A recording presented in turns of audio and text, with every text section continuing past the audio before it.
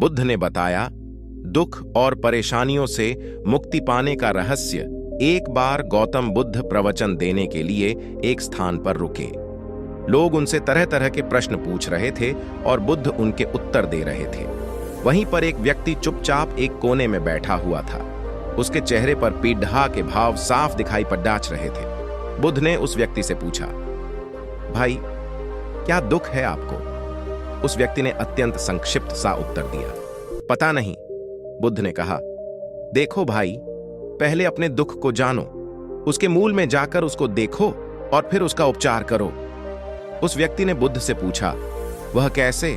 गौतम बुद्ध ने कहा कि पास के जंगल में जाओ और वहां से कुछ पौधे उखाड़ डाच कर ले आओ, लेकिन इस बात का ध्यान रखना कि पौधे ऐसे हों जिनकी 2-4 पत्तियां ही आई हों और सब पौधे अलग अलग तरह के होने चाहिए। वह व्यक्ति जंगल में गया और बुद्ध के निर्देशानुसार कुछ पौधे उखाड़ डाच लाया। महात्मा बुद्ध ने उसके हाथ से एक पौधा लिया और उसे दिखाते हुए पूछा कि यह कौन सा पौधा है। व्यक्ति ने कहा कि यह तो बहुत छोटा सा पौधा है, इसकी पत्तियां भी बहुत छोटी छोटी हैं, इसलिए अभी मेरे लिए यह बता पाना कि यह कौन सा पौधा है बहुत मुश्किल है। महात्मा बुद्ध ने कहा कि इस पौधे की जड़ों को ध्यानपूर्वक देखो और बताओ कि वहां क्या है।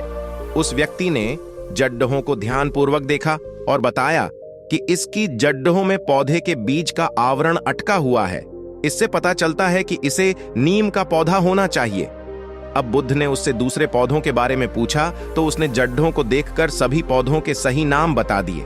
बुद्ध ने उसे समझाते हुए कहा कि जिस प्रकार हर पौधे का एक बीज होता है, उसी प्रकार से हर दुख का भी एक बीज होता है। उस बीज को हम कारण कह सकते हैं। बिना कारण के कार्य की उत्पत्ति असंभव है।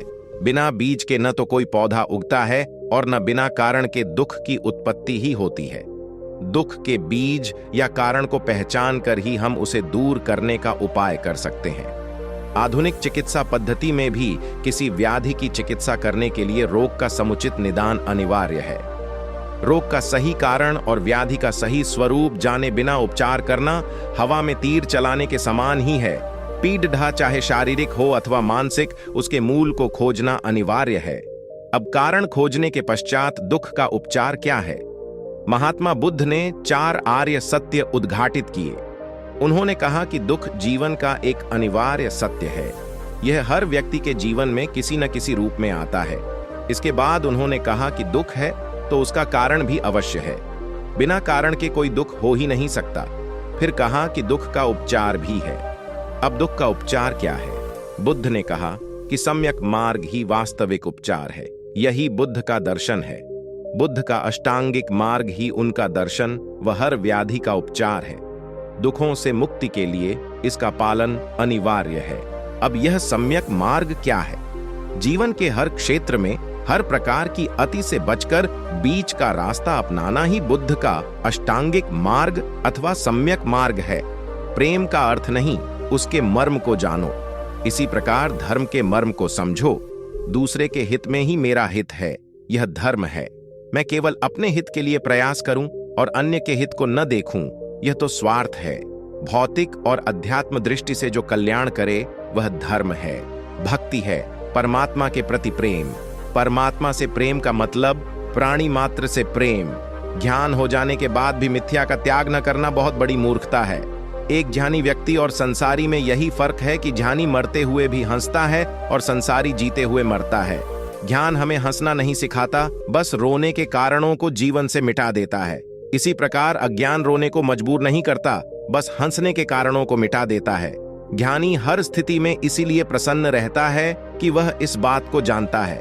राम राज्य यानी आपसी भाईचारा, परस्पर सद्भाव का वातावरण। मुझे दूसरे से क्या मिलेगा, ऐसा न सोचकर मैं किसी को क्या दूं, ऐसा विचार करें।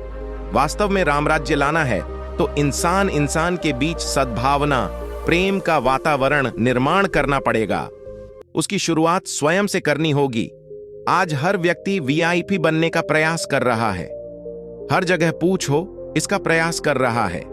इस चक्कर में यह भूल रहा है कि महत्व का बनना अच्छी बात है, लेकिन अच्छा बनना और महत्व की बात है। इस बात को नजर के सामने रखकर मनुष्य अपने जीवन को संवारे तो वह आनंद से भर जाएगा। देखो, जीवन में शांति, आनंद और मस्ती का होना परमात्मा का होना है। जीवन में शांति की यात्रा आरंभ अगर प्रेम से होगा तो मंजिल जरूर मिलेगी। तब काम का स्थान प्रेम लेगा, क्रोध का स्थान करुणा लेगी और लोभ का स्थान उदारता लेगी। इतना ही नहीं, अगर इंसान दूसरे के लिए जीना सीख जाएगा तो फिर यह तय है कि उसे परमात्मा का कृपा प्रसाद मिलेगा। आज के भौतिक वातावरण में स्थिति यह है कि संयुक्त परिवार, जॉइंट फैमिली की व्यवस्था छिन्न भिन्न हो रही है। पहले लोग सिनेमा देखने थिएटर में जाते थे। आज टीवी और डीवीडी के कारण थिएटर उनके घर में है। हर घर थिएटर में परिवर्तित हो गया है। इसके चलते परिवार में हर एक व्यक्ति का आपसी संवाद घटा है। बाप बेटा पत्नी के पास बैठने का समय ही नहीं है। रही सही कसर स्मार्टफोन ने पूरी कर दी। हर व्यक्ति उसी पर नजर गड़ाए रहता है।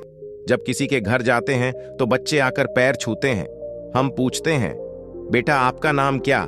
वो नाम बताता है, पिता परिचय देते हैं, ये मेरा छोटा बेटा है।